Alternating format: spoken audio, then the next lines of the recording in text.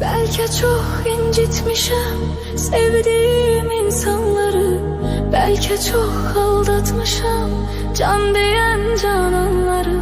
Sonda görmezden gelip ettiğim noksanları, var ümidim affedersen sen beni.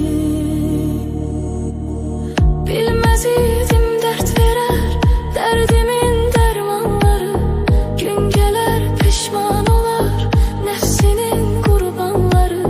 Dünya taxtinden salar şahları sultanları, etibarsiz dünyaya etibar etmek günahtır. İntihar etmek günahtır.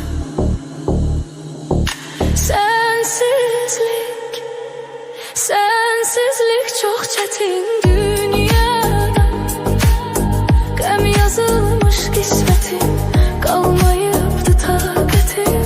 Sevməyiydi niyyətim, şahid olmaz qəlbimə Allahımdan başqa bir kəs.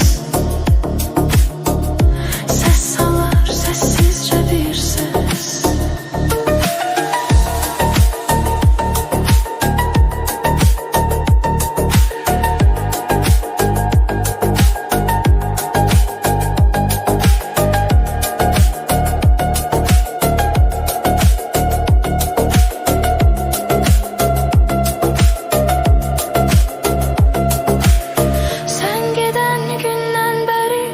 Vəsfedir sözlər səni, ruhum ardıncan gələr, kölgə tək izlər səni.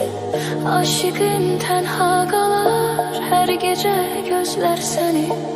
Həsrətindən məhv edərsən sən məni.